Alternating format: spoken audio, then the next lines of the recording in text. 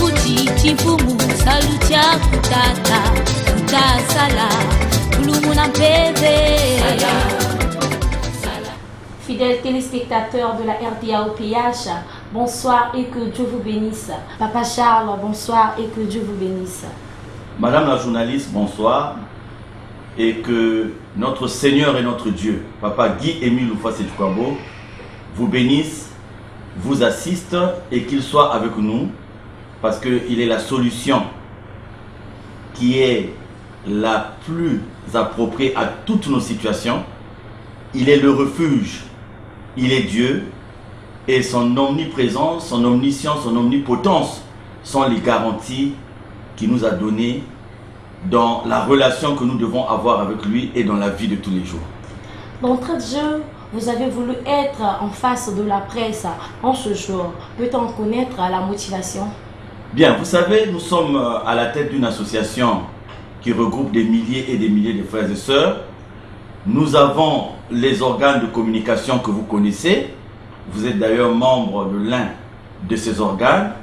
Et nous sommes dans une société qui évolue.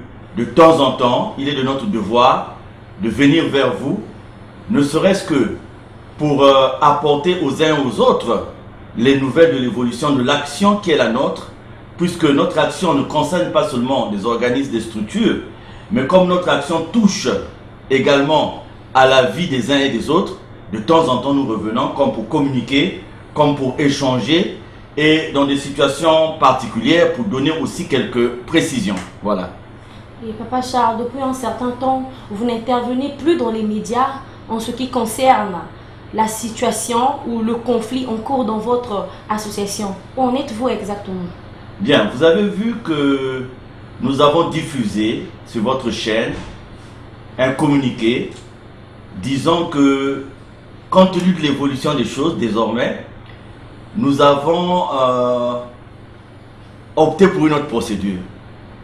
Je lisais encore avant-hier un ouvrage du général Patton, qui est un grand général de la cavalerie, un général américain qui a fait ses preuves pendant la première mais aussi la deuxième guerre mondiale. Et l'un des passages dans cet ouvrage disait ceci, que le bruit, je cite donc, et le vacarme produit par les armes de l'ennemi ne traduisent pas toujours l'efficacité de ces armes.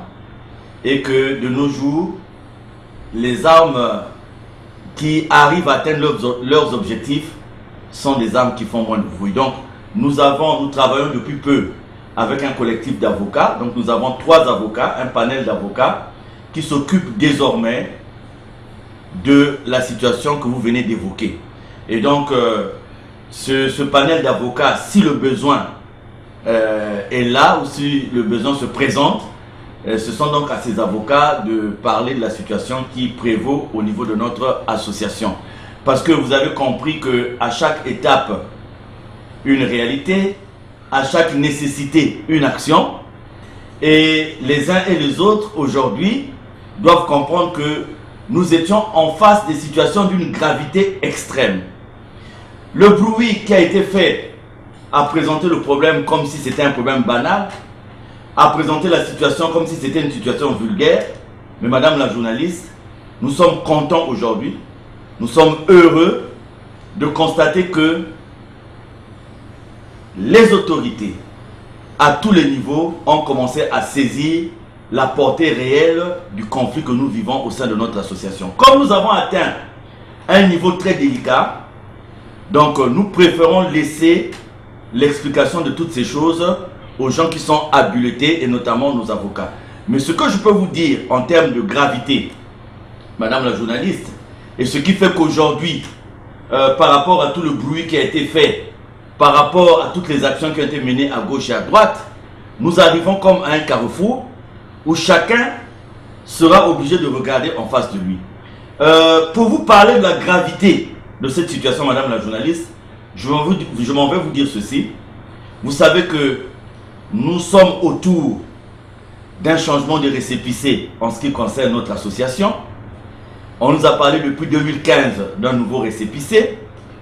Et aujourd'hui, nous sommes contents d'avoir touché l'administration dans son cœur principal, puisque nous avons contacté son Excellence Monsieur le ministre de l'Intérieur et de la Décentralisation. Et nous remercions d'ailleurs en passant son Excellence Monsieur le ministre et tous ses services. Parce qu'en réalité, ce qui était présenté auparavant, qui était le fruit parfois d'un trafic d'influence, d'un jeu de corruption, parce qu'il y avait utilisation de relations, utilisation de l'argent, avait eu tendance à masquer la vérité. Donc aujourd'hui, nous sommes parvenus à nous faire entendre et nous faire écouter par son Excellence Monsieur le ministre de l'Intérieur. Et ce qui se fait, souffrez que je ne peux pas vous le dire, mais je vous parle en toute sérénité, je vous parle, je suis assis, content du combat que nous sommes en train de mener parce que nous sommes en train d'atteindre les objectifs voulus par Dieu parce que le contraire n'était pas possible. Tenez madame la journaliste, vous parlons par exemple du nouveau récépissé et pour vous faire entrevoir la gravité de la situation. Vous voyez qu'au jour d'aujourd'hui, nous sommes arrivés à la démonstration que le nouveau récépissé qui est présenté le 004 et bien qu'ayant été publié au journal officiel, vous avez par ce document, vous avez ce procès verbal de conseil d'audition du huissier de justice qui prouve que dans tout ce qui est comme archive et tout ce qui est comme document au niveau du ministère de l'Intérieur, ce récépissé n'est enregistré nulle part. Donc, c'est un procès verbal fait devant les autorités habilitées et vous allez remarquer que parmi les mentions importantes de ce procès verbal, il y a ceci. Sur le registre arrivé, courrier année 2014 à 2015, aucune trace du dossier de l'association de Zolamo OPH en sigle ASLA OPH. Sur le registre d'orientation et de traitement des dossiers, année 2014 à nos jours, aucune trace du dossier de l'association de Zolamo OPH en sigle ASLA OPH. Sur le registre des visas, année 2010 à nos jours, aucune trace du dossier de l'association de Zolamo en sigle OPH. Ce procès verbal a été fait en bonne et due forme et engage non seulement la responsabilité de l'auxiliaire de justice qui a eu à l'établir, mais aussi les responsables de l'administration qui étaient sur place. Donc vous voyez, tout ce qui a été trouvé au niveau de l'administration, ce sont des documents qui sont liés au récépissé 884-83, notamment les statuts et le règlement intérieur. Alors, madame la journaliste, les questions que nos conseils se sont posées et qui ont conduit l'administration aussi à se poser les mêmes questions, c'est comment voulez-vous qu'il y ait un récépissé qui a été publié au journal officiel? Ce récépissé n'est assis sur aucun texte fondamental. Les seuls textes fondamentaux qui sont retrouvés au niveau de l'administration habilitée sont les statuts et les règlements intérieurs qui concernent l'ancien récépissé. Vous voyez que au fur et à mesure que nous avons évolué et par la grâce de Dieu, il a été mis à notre disposition des documents qui confirment que ce nouveau récépissé n'a pas été établi dans les règles, que quelque part, il y a eu tentative d'induire l'administration en erreur. Je vous donne un deuxième exemple. Il y a eu une instrumentalisation d'un procès verbal où il est fait état des instances qui ont été reconnues par la Direction générale de l'administration du territoire. Alors, vous avez, madame la journaliste, un accusé de réception avec des instances. Donc, ceux qui ont l'accusé de réception vont s'asseoir seulement sur cet unique accusé de réception qui parle des instances. Mais le même jour où ils reçoivent cet accusé de réception, le même jour, ils reçoivent un autre accusé de réception qui dit « Messieurs, mesdames, les textes que vous avez soumis en appui de ce que vous demandez ne sont pas conformes et nous sommes obligés de vous les renvoyer. » Vous voyez, madame la journaliste, que vous avez un imbroglio, vous avez un nouveau récépissé dont on parle, vous avez les textes qui doivent soutenir ce récépissé qui n'ont jamais été déposés au niveau de l'administration. Vous avez des instances qui sont soi-disant issues de ce nouveau texte qui sont publiés dans un accusé de réception. Donc, des instances qui sont dans des textes qui n'ont pas été reconnus sont publiés. Donc, vous voyez qu'il a fallu tracer toute cette procédure et se présenter devant l'administration pour dire à l'administration, voyez, ouvrez l'œil, regardez comment des citoyens se sont permis de tenter de vous induire en erreur. Donc, je ne peux pas vous donner malheureusement le niveau de l'avancement de ce que nous sommes en train de faire, mais je peux vous dire en passant que nous avons eu un retour favorable de la part de son Excellence, Monsieur le ministre de l'Intérieur. Nous sommes là-dessus et je peux vous rassurer que dans les jours à venir, nos avocats tiendront une conférence de presse pour donner au public, pour donner aux frères et sœurs, pour donner à ceux qui s'intéressent à ce dossier de Luzolo la quintessence, comme c'est le mot qu'il faut prendre et qu'il faut remettre dans ce débat. Eh bien, vous aurez la quintessence de ce que nous sommes en train de faire. Vous savez, madame la journaliste, je n'ai pas pour habitude de prendre le champagne chaud. J'aime prendre le champagne chambré. Et tant que je ne suis pas convaincu que le champagne est bien chambré, je ne le prends pas. Je ne suis pas de ceux qui fêtent à tout vent, qui fêtent pour un papier qui n'a aucune utilité, qui fêtent pour une situation qui va changer à 18 h, qui fêtent pour une parole qu'on va rectifier à 20 h. Je ne suis pas de ce genre. Je suis quelqu'un qui aime être dans la méthode. Et comme le travail, nous l'avons de Guy-Émile Loufa-Setkouabo, eh bien je crois que la première personne qui est concernée par ce que nous sommes en train de faire, c'est Guy-Émile Loufa-Setkouabo. Mais je peux vous dire qu'au moment où nous sommes en train de faire cette interview, nous sommes sereins. Je vous ai parlé donc de ce procès verbal. Madame la journaliste, pour vous parler aussi de la gravité de la situation qui prévaut au niveau de notre association, il y a eu des gens qui ont cru qu'on pouvait en parler dans toute la légèreté. Vous allez vous rendre compte qu'il y a des gens qui ont acheté ce, comment dirais-je, c'est un peu comme cette main courante. Vous voyez, sur cette main courante, c'est le genre de papier pour ceux d'entre nous qui sont passés par l'épreuve de la mort. Et quand nous sommes arrivés, quand nous arrivons à la mort, on vous délivre un papier comme ça pour certifier le fait que vous avez déposé un corps. Et là, vous voyez, il y a des gens qui ont fait ce papier. Guy-Émile Loufa-Setkouabo, né le 24 avril 1942, décédé le 15 octobre 2008. Alors, la gravité réside dans le fait que pourquoi les gens ont fait un tel papier? Pourquoi je vous pose cette question et je repose la même question aux auditeurs, aux téléspectateurs? Simplement parce que nous avons aussi par voie d'auxiliaire de justice, à travers cet autre procès verbal de conseil d'audition, comme ce papier a été établi à la morgue de Makelekele, nous nous sommes rapprochés de la morgue de Makelekele. Et à la morgue de Makelekele, il nous a été certifié que dans la nuit du 14 au 15 octobre 2008, il a été fait dépôt d'un corps à la morgue de Makelekele, d'un monsieur prénommé Laurent, nommé Moutsambote, et les renseignements qui ont été mis parlent de corps en dépôt, Moutsambote Laurent, déposant ou déclarant Malonga Sébastien, date de décès le 15 octobre 2008.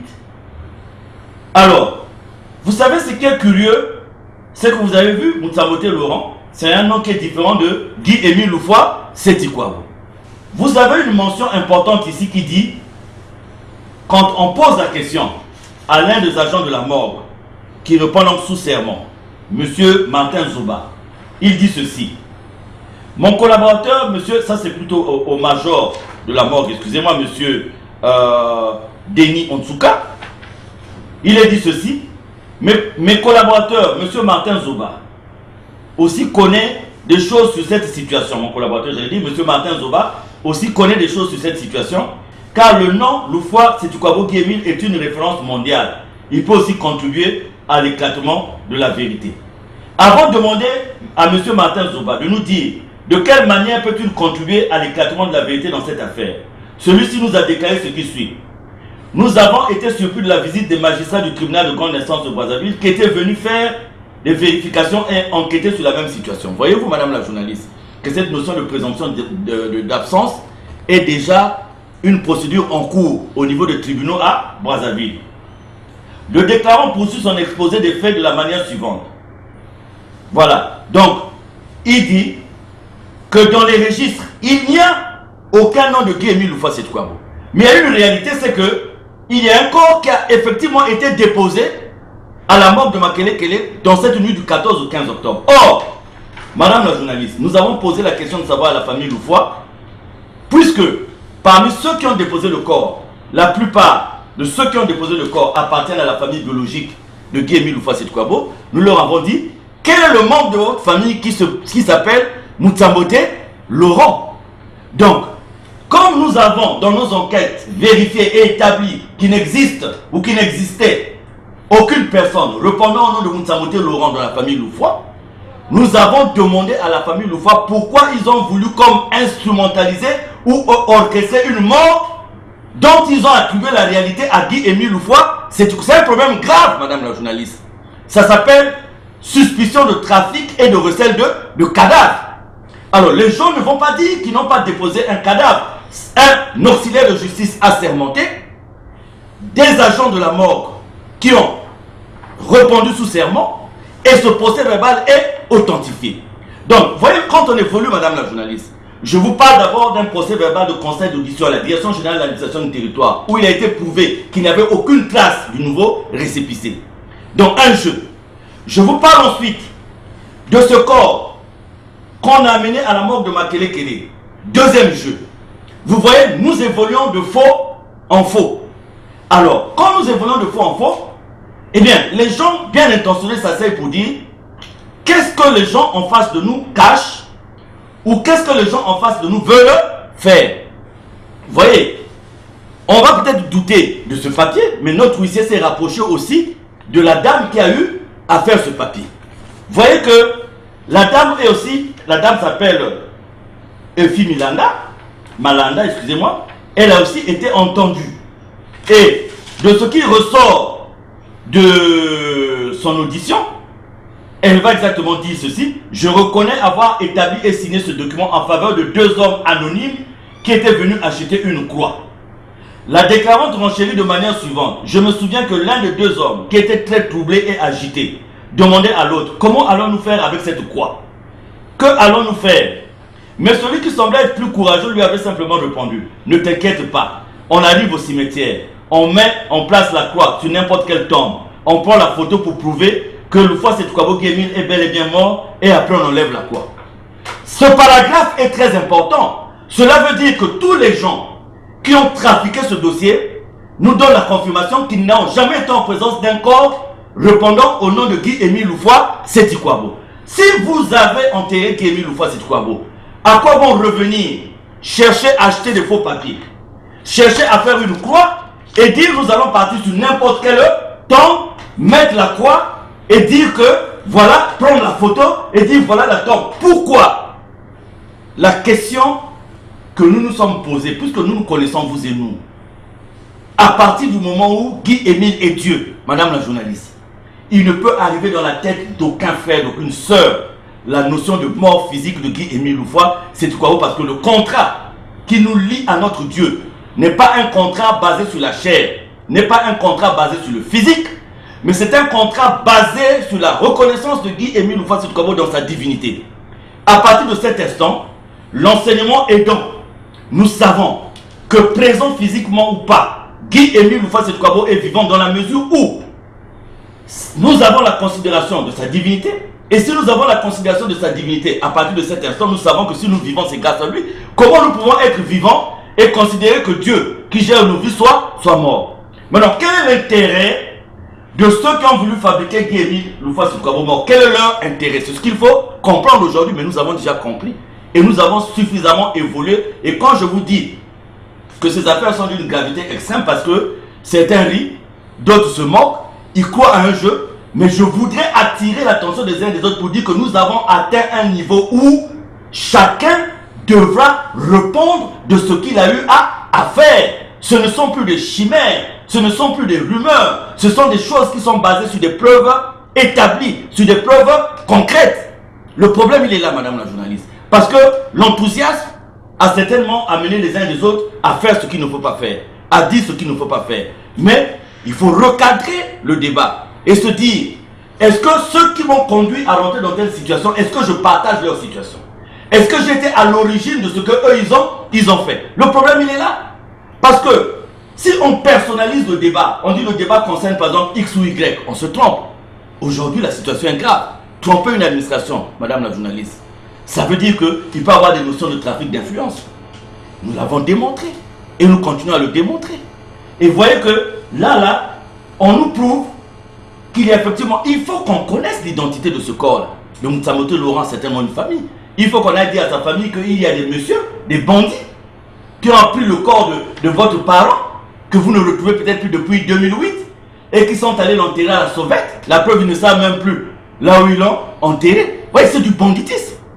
Et les gens ont voulu nous faire croire qu'ils étaient dans la défense de Guy-Émile Houphouët-Boigny, qu'ils étaient dans la défense de notre association. Bon, je disais tantôt qu'on pouvait recuser ce document, qu'on pouvait recuser aussi le procès verbal de conseil d'audition de l'huissier. Mais je vais vous dire, madame la journaliste, pour vous prouver que tout ce qui a été dit dans le procès verbal est vrai, j'ai ici cette réquisition aux fins de déclaration tardive de décès. Qu'est-ce qui est dit là-dedans? Le procureur de la République fait le tribunal d'instance de Potopoto Mungali, Brazzaville. Vu le dossier communiqué, vu la requête en date du 26 février 2013 de M. Loufoua Florence Guy Rufin, de nationalité congolaise, domicilié à Brazzaville, tendant à la transcription dans les registres de l'état civil du décès de son père, Feu Moutsamote Laurent. Depuis quand le père de Guy Florence Loufoua s'appelle Moutsamote Laurent? Attendu que le requérant expose à l'appui de sa demande que le 15 octobre 2008 est décédé à Brazzaville, nommé Moutsamote Laurent, que ce décès n'a jamais été déclaré à l'état civil. Voyez, nous sommes devant une situation grave, madame la journaliste. Donc, cette réquisition a été prise aux fins de confirmer ce qui a été dit dans le procès verbal, qu'il y a effectivement un monsieur Moutsamote Laurent qui est décédé. Mais aujourd'hui, vous et nous devons connaître qui est Moutsamote Laurent et pourquoi les gens se sont évertués à instrumentaliser la mort de ce Moutsamote Laurent. Et deuxièmement, pourquoi on lie Moutsamote Laurent à Guy-Émile Houphouët-Boigny. C'est un problème qui est là, qui est grave. Il est pendant. Parce que si aujourd'hui les mêmes personnes qui sont allées dans cette procédure, ou les mêmes personnes qui soutiennent aujourd'hui les gens qui ont fait cette procédure, et qui parlent au nom de Guy-Émile Houphouët-Boigny, il faut que ces gens-là viennent nous dire aussi de tout ce qu'ils ont fait, de tout ce qu'ils ont dit. Vous savez, le débat, il est simple. On a dit trop de choses, c'est pas la peine. On a fait trop de choses, c'est pas la peine. Aujourd'hui, c'est dit, c'est clair, c'est-à-dire que le débat, il est clair. Des milliers de frères et sœurs reconnaissent la voix de Guy-Émile Houphouët-Boigny. C'est de venir leur dire tout ce que nous avons dit, nous appuyons ça par les supports qui sont là. Il y a un support aujourd'hui, tout se tait. S'il y a un support où Guy-Émile de sa voix dit que j'ai demandé de changer le récépissé, le débat va s'arrêter. Donc, voyez, madame la journaliste, je me suis un peu étendu parce que j'ai parlé de notion de gravité.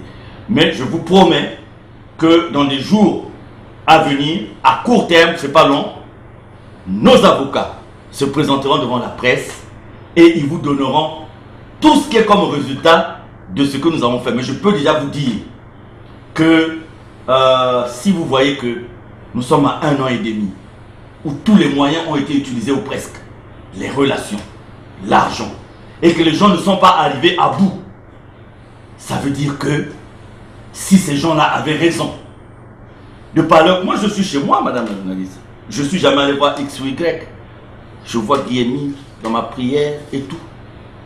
Je n'ai, si je vous dis, j'ai sorti de l'argent pour aller corrompre X ou Y, nous n'avons utilisé ni de mensonges, ni de fabrication, ni de rien. Nous n'avons rien créé, fabriqué pour enjoliver la situation. Nous sommes restés sur des faits réels. Donc c'est pour vous dire que soyez un peu patients, mais nous sommes sur la bonne voie. C'est une façon de dire aussi aux uns aux autres que si nous n'en parlons plus dans nos médias, parce que nos médias, en fait, ce n'est pas leur but. Leur but, c'est de parler de l'association, de son président fondateur, de la doctrine de l'association, de Guy-Émile Houphouët-Boigny, des rapports entre notre association et les autres, les rapports de la vie entre chrétiens.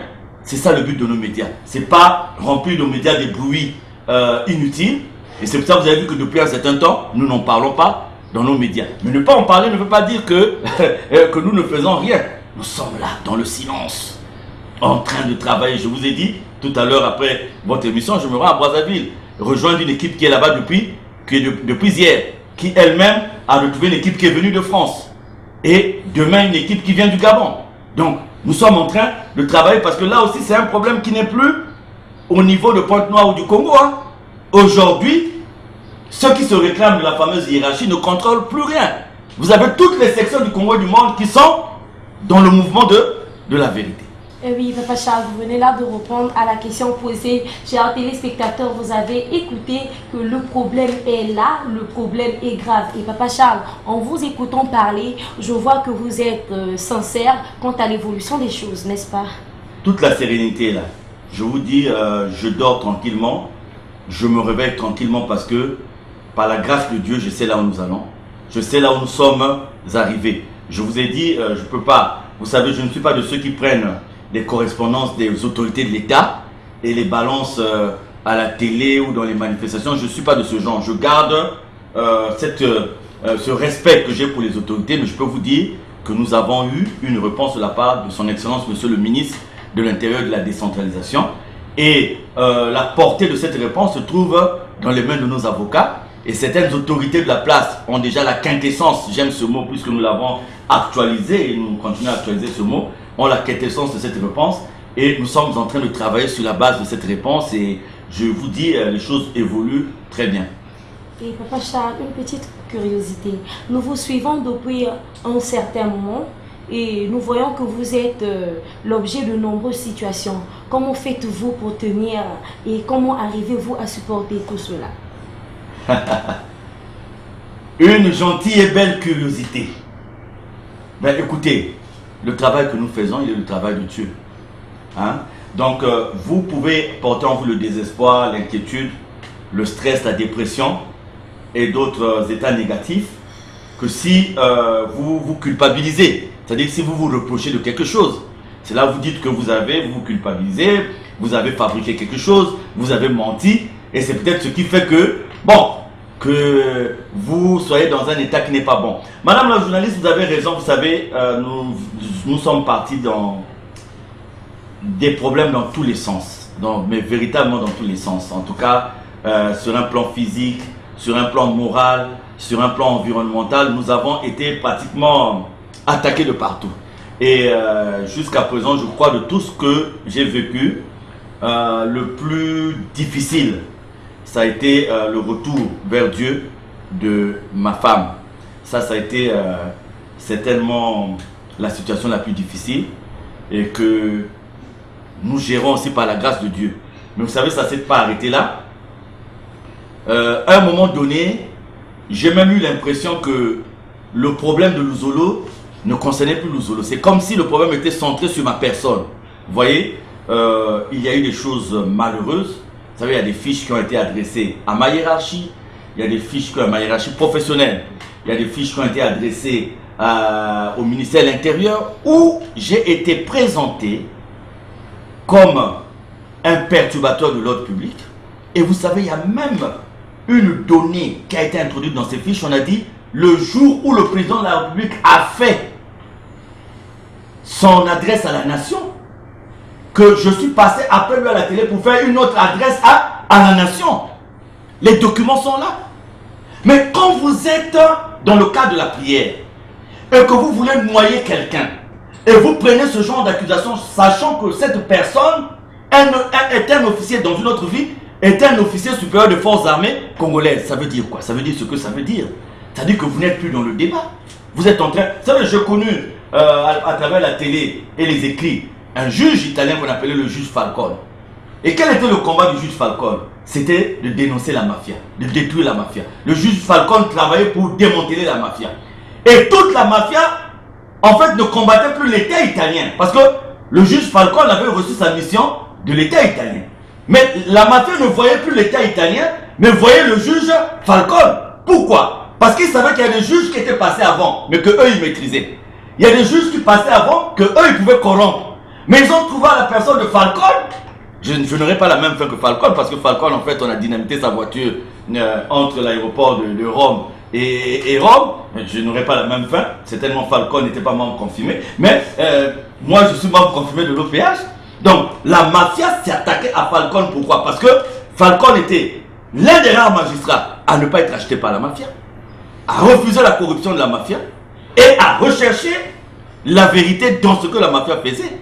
Et on ne parlait même plus du ministre de la Justice, on parlait de Falcone. Donc, à un moment donné, je sais où est-ce que nous sommes, parce que je sais que le niveau de dérangement que ma personne pouvait créer Donc, il y a eu ça. Il y a eu un féticheur de Vungu qui est venu ici, enregistré, parce qu'il a reçu la visite des gens qui sont allés lui demander de mettre fin, de faire le travail, comme on dit entre guillemets, de mettre fin à ma vie. Il y a eu des photos qui ont été ramassées au cimetière de Mungokamba. Il y a eu situation sur situation. Si je vous sors des documents ici, vous allez voir que, et même des lettres qui ont été, ça c'est une lettre écrite à ma hiérarchie. Une lettre écrite à ma hiérarchie, elle est là. Où on me présente comme étant, voilà, je dis, à la même date, les groupuscules à la solde de M. Mikungi Lunusha, des groupuscules à la solde. Donc, je suis présenté comme Al-Qaïda. C'est-à-dire que comme un chef de maquisard ou un chef de rebelle. Ouais. Comment des gens qui prient peuvent utiliser des expressions de ce genre? À la même date, les groupuscules à la solde du 2. Voilà, c'est vraiment regrettable. Donc, cela veut dire quoi? Que cet acharnement, s'il était interprété dans un cadre purement charnel, pouvait m'amener peut-être à être dans des états d'âme qui ne sont pas bien. Mais vous voyez que malgré tout ce que les gens ont fait, la vérité a toujours fini par être rétablie. Vous savez, les accusations dont j'ai fait l'objet, sous d'autres cieux, ça pouvait me coûter cher. Parce que dire par exemple que je viens dénaturer la déclaration à la nation du président de la République, c'est une accusation grave. Dire que je suis à la solde des gens armés, des rebelles que j'ai fait rentrer à Pont-au-Noir, c'est une accusation grave. Mais qu'est-ce que ces accusations ont à voir avec ce qui se passe dans l'association? Ça n'a rien à voir. Donc vous comprenez que même les gens qui ont ce genre d'accusation, vous comprenez aussi qu'ils n'ont rien à voir avec ce qui se passe en réalité au niveau de notre association. Donc comment j'arrive à tenir? Vous m'avez trouvé là, vous êtes venu me trouver, je me porte bien, je me sens bien, je n'ai pas de problème. J'ai une petite grippe entre temps parce que les pluies sont revenues avec une intensité que vous connaissez, et comme les couvertures et tout ne peuvent pas suffire, vous savez que c'était difficile que je souffre de grippe quand j'étais un peu accompagné. Donc le fait que je souffre de grippe, ça vient signaler juste cette absence. Bon, c'est des petites grippes comme ça, mais sinon le reste du temps, je me porte excellemment bien et je suis là, je me présente devant vous. Et c'est grâce à Dieu. Parce que le travail que nous faisons est un travail de Dieu, ce n'est pas un travail des individus. Papa Charles, tout à l'heure, vous venez de parler de la vérité. La vérité que vous faites défense. Et vous défendez cette vérité, vous avez fait de la vérité votre cheval de bataille. Alors, qu'entendez-vous par la vérité? La vérité, madame la journaliste, je pense, c'est d'abord une vérité dans la relation, dans un premier temps. Avant d'aller vers une vérité dans un sens général, avant d'aller dans une vérité qui concerne la vie de la communauté, moi j'ai toujours pensé que la première de vérité à défendre, c'est la relation avec Dieu. La relation personnelle avec Dieu. Si vous n'êtes pas capable de défendre cette relation personnelle avec Dieu, il vous sera capable de défendre la vérité dans un sens général. Parce que le respect de la vérité de la relation avec Dieu donne la force de défendre le reste. Vous savez, aujourd'hui, quand les gens se perdent dans des incantations vierges et dans des accusations qui sont sans fondement, c'est pas pour dire que je suis correct. J'ai mes défauts, j'ai mes erreurs, j'ai mes manquements. Mais je crois que si j'en avais des flagrants, avec tous ceux qui me cherchent, ça allait déjà être au vu et au su de tout le monde. Parce que j'ai quelquefois même l'impression que ma vie est suivie à la loupe. Quand même je dors la porte fermée, j'ai l'impression qu'il y a des caméras, qu'il y a des iPhones qui me guettent. Donc aujourd'hui, avec cet empressement, avec ce harcèlement, j'ai mes défauts, je l'ai dit. Mais si j'avais vraiment des défauts graves, je crois que les gens n'allaient pas hésiter à les publier, hein. Les gens n'allaient pas hésiter à en parler. Donc, je fais d'abord l'effort de vivre cette vérité avec Dieu. Et je crois qu'avant de parler de la vérité dans un autre cadre, il faut soi-même voir si la vie qu'on mène avec Dieu est une vérité. Si la relation qu'on a avec Dieu est une vérité. Si la relation que vous avez avec Dieu n'est pas une vérité, mais vous ne pouvez pas prétendre à défendre une autre vérité, parce que la première vérité que vous défendez, c'est celle que vous avez avec Dieu. Après, vous avez une vérité que vous avez au niveau de la cellule, la première cellule que Dieu a eu à mettre à votre disposition, c'est-à-dire la famille. Le texte d'engagement, il est dit que j'éviterai de faire du tort à tous ceux qui ont été mis à ma disposition par Dieu.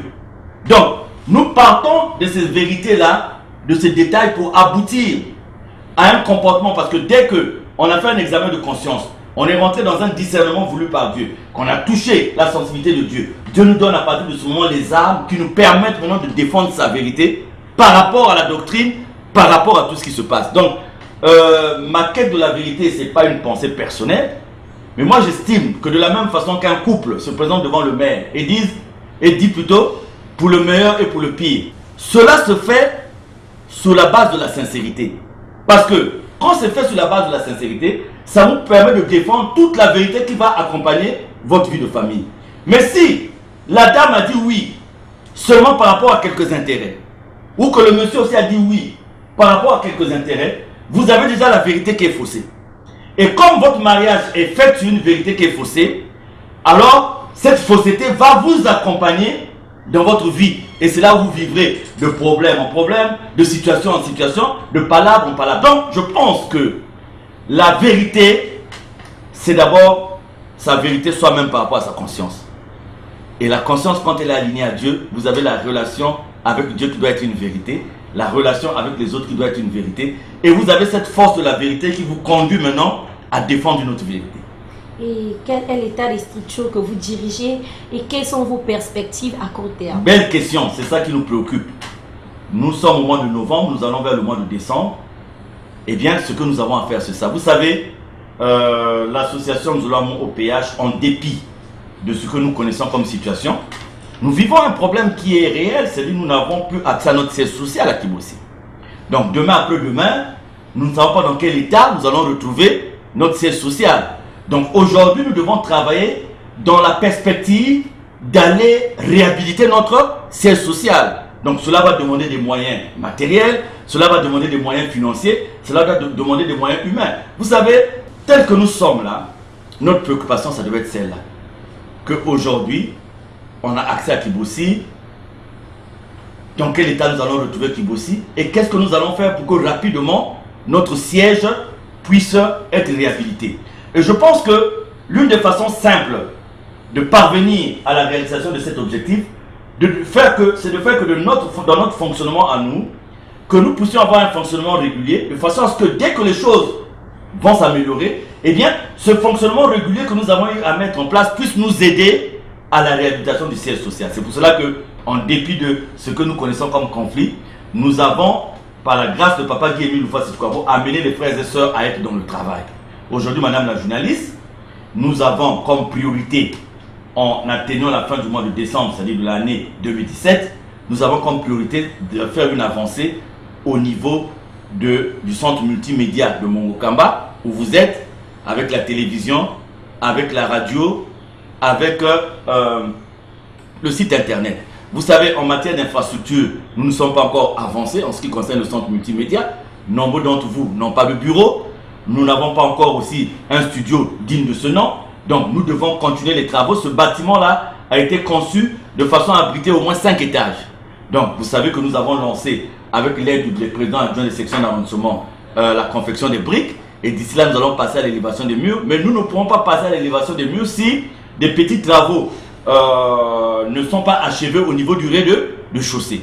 Donc ça, c'est une priorité pour nous parce que vous avez vu qu'en temps, nous avons essayé de refaire tout ce qui est matériel de diffusion. Nous avons eu des problèmes des émetteurs, donc nous avons travaillé là-dessus. Nous avons aussi le pylône qui est actuellement abandonné au mont Ararat avec les intempéries. Donc nous allons dans la semaine, nous allons le démonter, de faire à ce que nous puissions retaper certaines pièces. Et dès que nous aurons accès à Kibossi, c'est ce pylône que nous enverrons à Kibossi dans le cadre du Grand Tam-Tam d'Afrique, qui est la radio demandée par Guy Émile Loufwa-Sitkwabo. Donc, nous avons le centre médico-social de Pointe-Noire. Vous savez que dans les directives de Papa, nous avions aussi la gestion du centre médico-social de l'Oudima. Qu'est-ce que nous avons, qu'est-ce que Papa Guy Émile envisageait pour l'Oudima? C'était de faire de l'Oudima un centre de référence. Vous savez, il y a des gens qui sont évacués de Zanaga, de Sibiti, un peu par-ci par-là, qui vont vers Nkaï. Alors, Papa Émile avait pensé que les raisons, par rapport aux raisons qui amenaient les gens à Nkaï, les interventions chirurgicales, la radiologie, et ceci, cela, il avait pensé avoir un plateau technique au niveau du centre médico-social de l'Oudima qui pouvait faire que les gens viennent par là. Alors, nous avons le bloc opératoire, nous avons un certain nombre de réalisations là-bas. Bon, par rapport à la crise qui sévit dans notre sein, nous avons nous n'avons plus la gestion directe de ce centre. Mais nous avons donc concentré nos efforts sur le centre médico-social de Pointe-Noire. Et en dehors de ces centres, vous savez, aujourd'hui, il ne faut plus se contenter de demander aux frères et sœurs de donner les collectes. Il faut créer des activités qui peuvent générer de l'argent. C'est pour ça que nous sommes allés sur des grandes d'activités productives. Nous avons le centre agro-pastoral de Nanga et nous avons celui de Mongo-Tandou. Nous avons l'essai, je crois, pour ceux qui viennent au niveau d'Ararat, vous avez des légumes qui sont vendus. C'est une période préparatoire qui va nous permettre de rentrer maintenant dans une période où nous allons maintenant produire, c'est-à-dire produire pour véritablement produire de l'argent. C'est-à-dire qu'à l'activité du maraîchage vont s'ajouter d'autres activités agro-pastorales, notamment l'élevage et tout. Donc, ce sont des activités avec la marche aussi des choses. Il faut, vous savez, aujourd'hui, si nous pouvons donner du travail à un frère, même si c'est un frère, c'est déjà quelque chose, c'est déjà un gain. Si nous pouvons donner du travail à une sœur, c'est déjà un gain. C'est-à-dire qu'il faut que nous créions un cadre où les gens sentent vraiment la vie communautaire. Nous avons, au niveau de notre site de Mont Sinaï à Loussala, nous sommes arrivés à ce que l'électrification de Loussala se fasse. Donc, dans les jours à venir, nous allons avoir un dépôt pharmaceutique au niveau de Loussala. Ce dépôt pharmaceutique va s'adresser non seulement aux riverains, c'est-à-dire aux populations de Loussala et des alentours, mais dans le cadre social, ça va être aussi pour nous une activité sociale pour les démunis, pour ceux de nos frères et sœurs qui se retrouveront devant des dépenses de pharmacie qui ne pourront pas honorer à l'instant. Eh bien, ce dépôt pharmaceutique va fonctionner aussi comme un centre d'aide sociale en ce qui concerne les produits pharmaceutiques. Et donc, ça c'est quelques activités phares que nous vous donnons. Le 26 au 27, nous irons en Koumbi Diamant.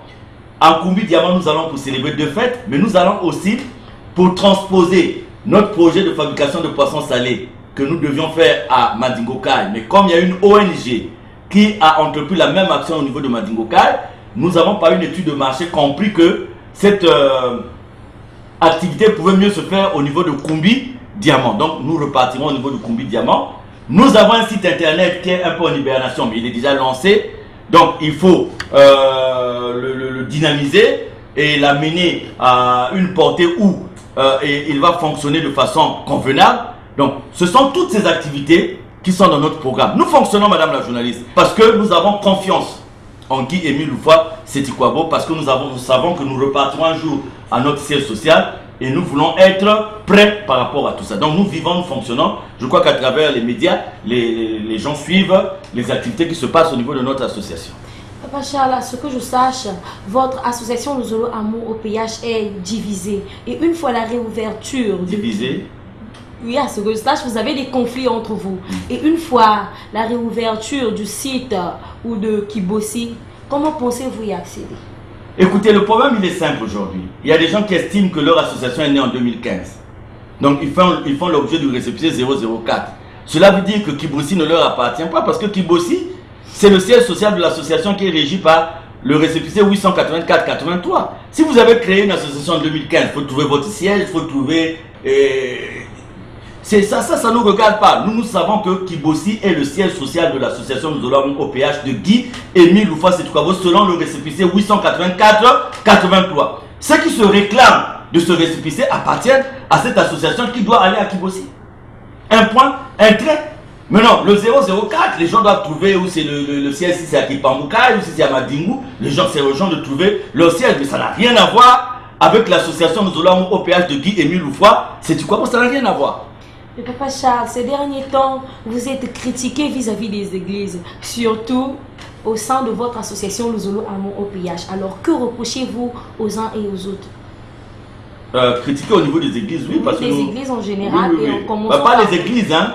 On a beaucoup de marques de fidélité et d'attention, hein. Pas seulement des frères et sœurs de Luzolo, mais à travers...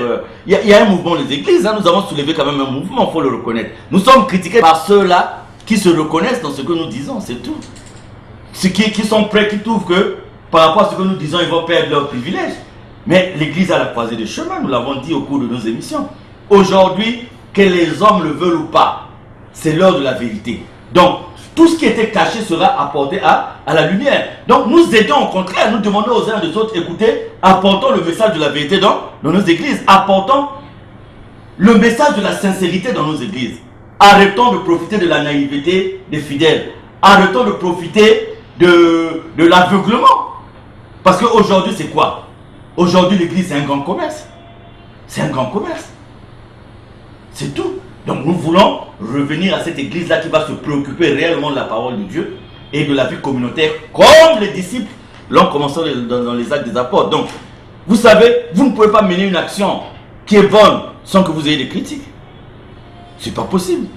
Il faut que vous ayez des critiques. Vous ne pouvez pas vivre la loi de la dialectique. Vous ne pouvez pas vivre. Écoutez, s'il n'y avait que des bons dans la société, Dieu n'aurait plus aucune utilité. Il faut mettre un peu des idiots de temps en temps. Quand il y a des idiots, ils mettent du piment dans le fonctionnement de la société. C'est pour ça que des idiots existent. Sinon, pourquoi les femmes tromperaient leur mari? S'il n'y avait pas la loi de la dialectique, il y a le négatif. Le mari trompe, la femme trompe. Et c'est ça qui fait la vie. Maintenant, ceux qui s'en sortent, c'est ceux qui sont dans la vérité. Et c'est cette vérité que nous demandons aux uns aux autres. Et l'église de nos jours est-elle confrontée à des défis? Ah oui, l'église est confrontée à des grands défis, madame la journaliste. Mais surtout la perte des valeurs. La perte des valeurs dans la société, nous avons transposé ça au niveau de l'église.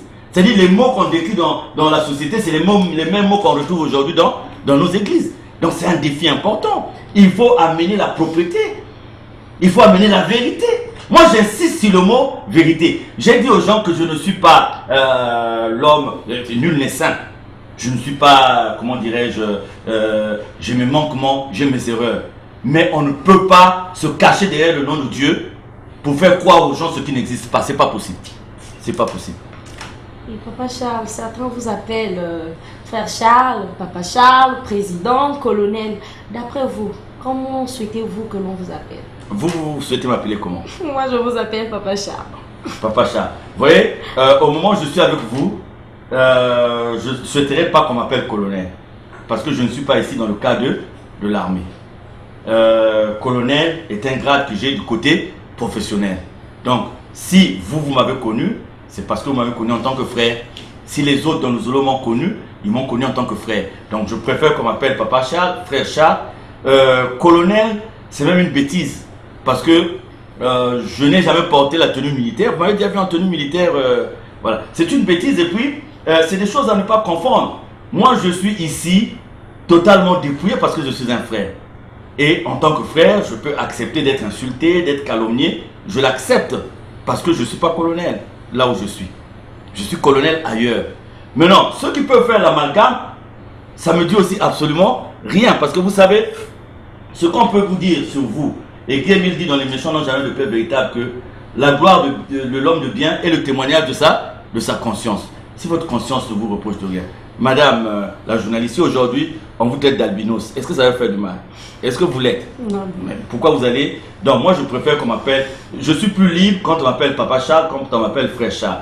Pour ne pas que j'ai de confusion.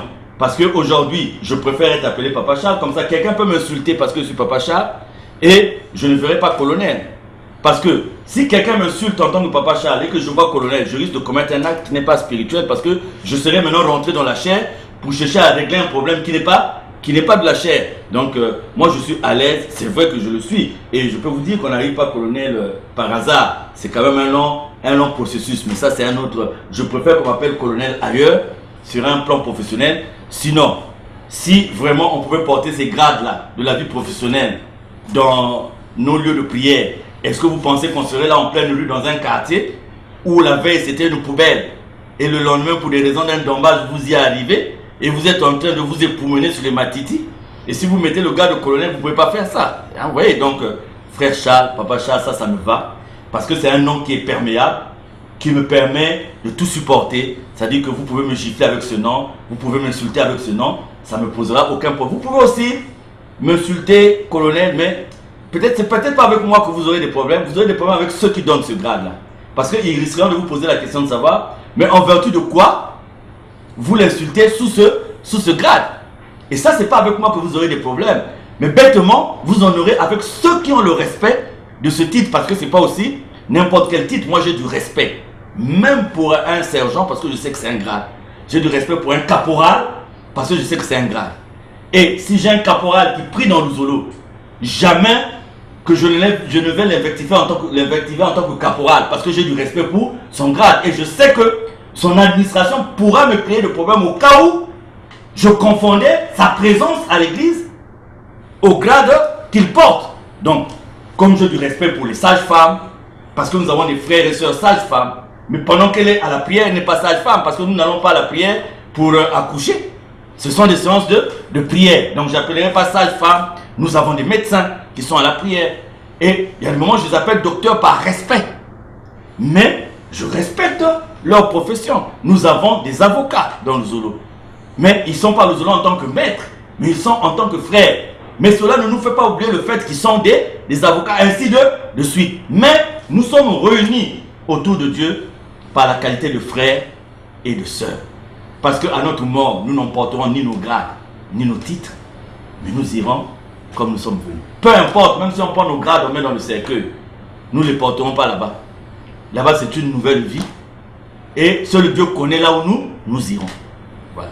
Et Papa Charles, au cours de cette interview, vous avez parlé de Guy-Émile Houphouët-Siti-Quabo comme s'il était un être suprême. Alors, qui est Guy-Émile Houphouët-Siti-Quabo pour vous? Guy-Émile Houphouët-Siti-Quabo est tout pour moi, madame la journaliste. Vous savez, j'ai eu une connaissance tardive de Dieu. J'ai connu Dieu à l'âge de 22 ans. Et avant d'arriver à l'âge de 22 ans, j'ai tourné ma bosse un peu par-ci par-là. J'ai connu le mysticisme, j'ai connu l'ésotérisme, la magie noire, la magie blanche. Et je ne vouais pas ma vie à la prière, pas à Dieu. Et voilà que le plan de Dieu s'est fait. Et j'ai eu beaucoup de choses dans ma vie et qui me poussent à croire en la divinité de Guy-Émile Houphouët-Siti-Quabo. Madame la journaliste, c'est pas pour la blague que nous soyons là à supporter tout ce que nous pouvons supporter si on n'avait pas cette conviction en la divinité de Guy-Émile Houphouët-Siti-Quabo. C'est parce qu'on croit en lui. Et hier encore, j'étais en train de lire un enseignement de Guy-Émile Houphouët-Siti-Quabo. Il dit « Nul n'est plus grand que son maître ». Et j'ai revu la vie de mon maître. J'ai revu combien de fois il a sauvé les gens. Combien de fois il a guéri les gens. Mais les mêmes personnes qu'il a guéri, les mêmes personnes qu'il a sauvées, ce sont des personnes qui se sont retrouvées contre lui. Qu'est-ce qu'on n'a pas dit de Guy-Émile? Alors que ceux-là qui se mettent à insulter Guy-Émile, ce sont les mêmes à qui les maisons magiques avaient donné 3 jours pour vivre. Et Papa Émile a coupé ce lien-là. Et aujourd'hui, il a vécu plus de 30 attentats. Et chaque attentat était l'œuvre d'un frère ou d'un groupe de frères ou de sœurs. Jusqu'à l'attentat de Yala Tsangamani qui a été dirigé par des frères et sœurs de Luzolo. Et vous voyez, quand je vois, je lis, je regarde, nul n'est plus grand que son maître, je me dis, mais tiens, si le maître a vécu ce qu'il a vécu et il vit ce qu'il vit, mais cela veut dire que tous ceux qui veulent le suivre doivent passer par le même chemin. À partir de ce moment, cela simplifie votre vie. Cela vous rend imperméable à toutes les humiliations.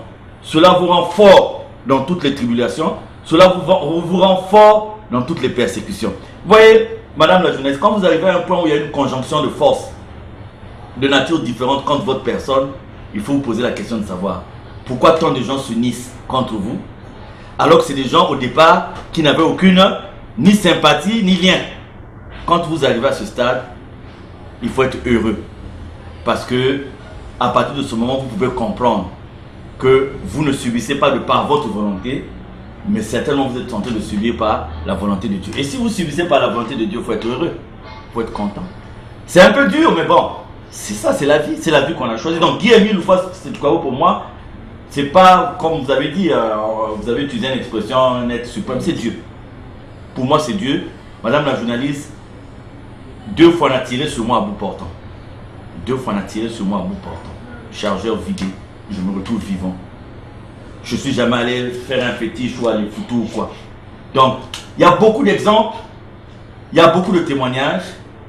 Et vous voyez, j'ai beaucoup de respect pour Guy-Émile Houphouët-Siti-Quabo. C'est pour cela que vous me voyez là, en train de défendre. Vous voyez, je ne défends pas Guy-Émile Houphouët-Siti-Quabo au hasard. Vous aurez l'occasion, vous voyez, ça c'est l'écriture de Guy-Émile. Ça, ce sont des consignes personnelles, écrites de la main de Guy-Émile Houphouët-Siti-Quabo. Je les ai sur des cassettes audio et je les ai sur papier. C'est écrit de sa main. Et c'est dit de sa bouche. Donc c'est ce que je suis en train de faire. Je crois en ça. Je ne me suis pas levé un matin pour créer un mensonge. Je ne me suis pas levé un matin pour créer une situation. Mais je fais ce que le maître... en anglais on appelle ça a glance. C'est-à-dire un quick look. Je vous présente ça pour vous donner un quick look qu'on appelle. Les documents sont là. Les documents sont là, de sa main. Et c'est les mêmes que j'ai dans les audios. Donc, si le maître de la mission, le propriétaire de la mission m'a demandé de faire ce qu'il m'a demandé de faire, il n'y a que lui qui me dira, je retire ce que je t'ai demandé de faire. Aucun homme, qu'il soit grand, qu'il soit petit, qu'il ait de l'argent, qu'il n'ait pas de l'argent, qu'il ait des relations, qu'il n'ait pas de relations, aucune personne ne viendra arrêter ce que si lui-même. C'est pour ça que je demande aux gens, ne compliquez pas la vie. Venez me dire, Papa Emile t'a donné les directives, il vient de donner les directives contraires. Les cassettes sont là, les notes sont là, je m'arrête. Papa Emile ne va pas passer par les tribunaux, il ne va pas passer par les administrations. Pour me donner ça, il n'est pas passé par les tribunaux. Pour me donner ça, il n'est pas passé par les administrations. Il m'a parlé, il a donné. Donc venez me donner la même chose, puisque vous dites que vous êtes en contact avec lui. Et arrêtez de faire que la dignité et le nom de l'association soient salis. Venez dire, tu vois, nous on avait reçu la directive. Moi j'ai des directives. Donc venez me donner le contraire des directives que j'ai et vous verrez que déjà de par ma profession, je suis un homme obéissant. Je voue une grande obéissance à Guy Emile Loufa. Dès que vous venez me dire, voilà, il a dit, je ferai. Mais pourquoi voulez-vous que lui n'a rien dit et que je puisse faire votre volonté alors que lui il m'a dit de faire le contraire? Je continue à faire ce que Guy Emile m'a demandé de faire et chaque jour qui passe, nous avons la preuve qu'il est là, qu'il soutient ce qu'il avait dit. Et là, nous allons à Dolisie pour les fêtes jumelées. C'est aussi un grand événement. Je sais que les Kadian Pemba s'évertuent déjà à aller faire tout ce qu'il faut. C'est ce qu'ils ont failli faire à Bouti, Mambo Kelvé. Ils n'ont qu'à faire ce qu'ils font. Nous, on est sûr que nous le faisons de par la volonté de Guy Emile Loufa. C'est du quoi beau. Nous allons à Dolisie et nous irons à Dolisie parce que telle est la volonté de Guy Emile Loufa. C'est du quoi beau. Dès que la situation au pouls le permettra, nous irons à Kibossi. Parce que Kibossi nous appartient. Personne ne nous défendra d'aller à Kibossi. Nous n'avons jamais changé de récépissé. Nous n'avons jamais menti au nom de Guy Emile. Nous n'avons jamais signé des notes au nom de Guy Emile. Donc nous sommes les enfants sincères et légitimes de Guy Emile. Donc nous serons les premiers à aller là-bas. Mais les autres iront à Kipamouka. Je ne sais pas là où se trouve le siège du récépissé 004. Ils iront là, ils iront. Donc madame la journaliste, pour Guy Emile, il y a tellement de témoignages et tellement de preuves. Vous me voyez là. C'est grâce à lui. Donc il est beaucoup pour moi. Il est très important pour moi. Êtes-vous prêt à tout quitter pour servir Guy Emile Loufa Sétikwabo? Suis-je prêt à tout quitter pour servir Guy Emile Loufa Sétikwabo? Ah, c'est pas facile. Ma femme m'a quitté. Je continue à servir Guy Emile Loufa Sétikwabo. Dieu a dit, l'homme quittera son père, s'attachera à sa femme et les deux formeront un seul corps. Ma femme m'a quitté, mais je continue à servir Guy Emile Loufa Sétikwabo. Tout quitter, oui. J'ai quitté les aises. Aujourd'hui, vous pouvez m'insulter. Mais je continue à servir Guy Emile Loufa Sétikwabo. C'est pas quitter. Et je vous dis, madame la journaliste, si on me dit que pour continuer à suivre Guy Emile Loufa Sétikwabo, il faut que j'abandonne ça ou ça, je le ferai. Je le ferai parce que j'ai déjà abandonné beaucoup de choses dans ma vie pour suivre Guy Emile Loufa Sétikwabo. Je ne serais pas avec vous si je n'avais pas abandonné. Si c'était les plaisirs de la vie, si c'était les passions de la vie, je vous assure que je ne serais même pas à Pointe-Noire. Je ne serais même pas à Pointe-Noire. J'ai des prédispositions à avoir des nationalités de tel ou tel pays. Je ne vous dis pas mes secrets. Mais je vous dis que peut-être je suis même installé dans un autre pays différent que le Congo.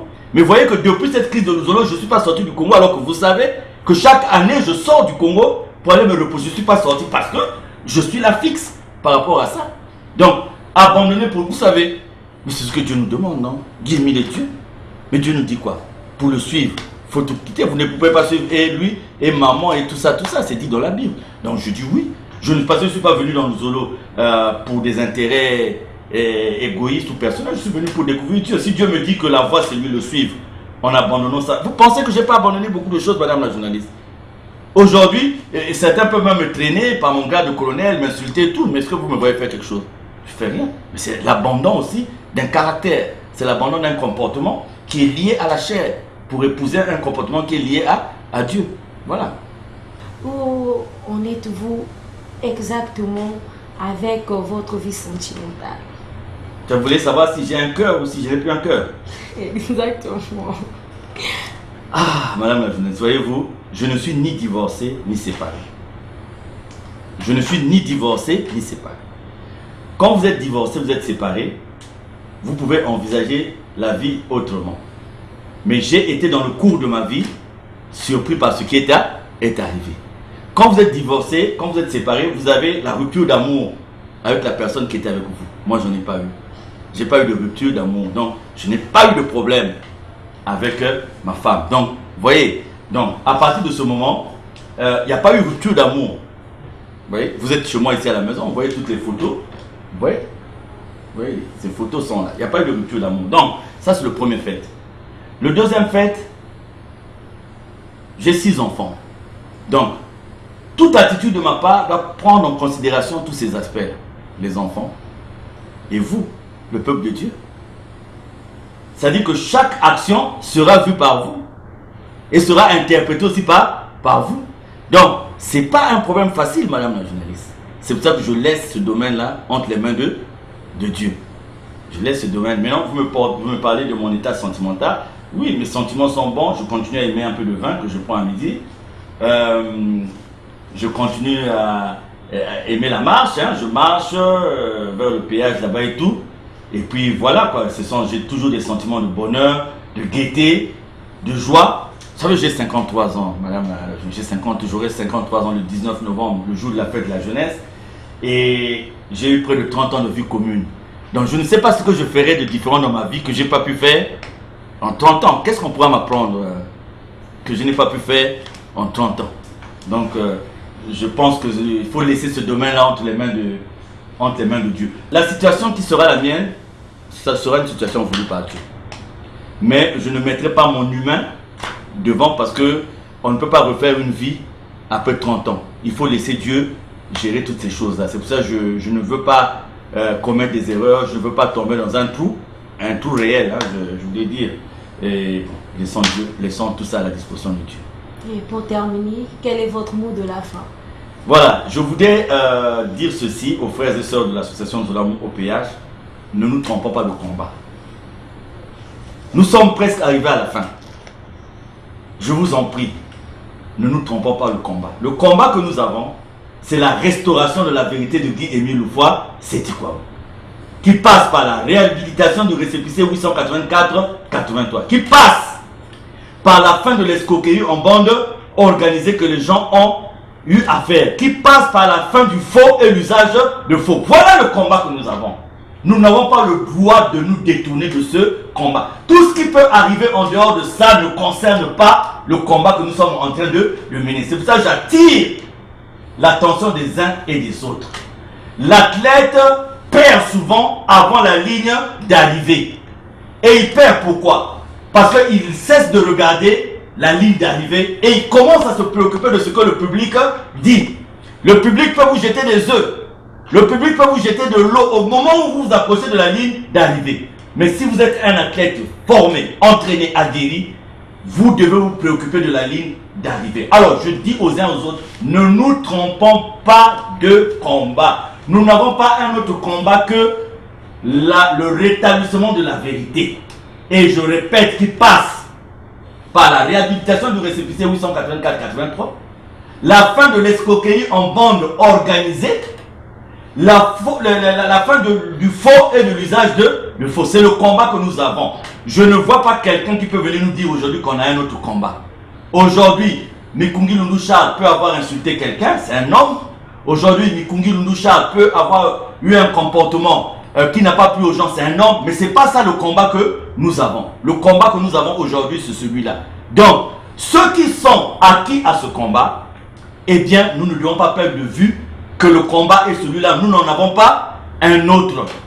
Vous savez, en matière de défense, on parle de collusion avec l'ennemi. On dit qu'il y a eu collusion avec l'ennemi. Et c'est des fautes qui sont graves en matière de défense. Dans le combat que nous avons, nous ne devons pas nous permettre la collusion avec l'ennemi. C'est grave parce qu'à partir de ce moment, nous ne trahissons pas seulement notre volonté de défendre la vérité, mais nous trahissons aussi l'esprit de groupe qui constitue la force qui nous anime depuis le départ. C'est pour cela que je veux rassurer les uns et les autres qu'avec la clairvoyance de Papa Émile, je ne serai jamais un président adjoint qui va vous détourner du vrai chemin que nous avons, le combat de la vérité, le véritable combat de la vérité. Donc, vous le connaîtrez avec le temps. Ceux qui sont réellement disposés à mener ce combat et ceux qui ne sont pas disposés à mener ce combat. Mais vous ne leur répondrez jamais par la chair. La seule réponse est une réponse qui doit venir de l'esprit. C'est une réponse qui appartient à Dieu. Vous savez, excusez-moi de vous parler encore, parce que l'habitude est une seconde nature. En matière de défense, on parle de différentes formes de combat. Et dans les différentes formes de combat, on appelle ce qu'on appelle l'infiltration. Alors, nous avons vu un témoignage récemment où un enfant est venu vivre dans une famille, mais le père et la mère ne savaient pas que cet enfant avait un esprit mauvais.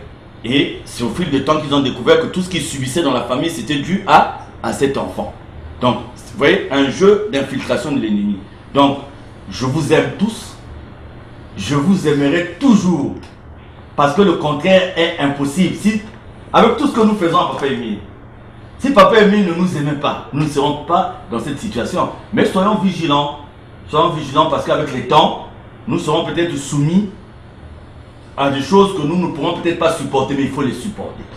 Supportons tout. Remettons le tout entre les mains de Dieu. Mais ne nous détournons pas du combat. Le combat, il est celui que je venais de vous rappeler aujourd'hui. Donc voilà ce qui peut être le mot de la fin. Et je vous remercie pour votre promptitude. Et je remercie aussi pour les auditeurs, les téléspectateurs, pour avoir accordé un temps à cette personne inutile, mais qui ne parle pas de sa propre personne. Ma prière dans ma vie, c'est de toujours faire la volonté de Guy Émile Loufa, c'est Tikwabo. Et aussi, frères et sœurs, soyons sereins. Nous aurons des bonnes nouvelles dans les jours à venir. Le contraire est impossible parce que nous servons le Dieu véritable. Voilà ce que je peux dire comme mot de la fin. Merci Papa Charles et à vous chers téléspectateurs dans l'espoir de vous retrouver très prochainement. J'étais Grâce Kelane Bouyou et je vous dis au revoir et à bientôt.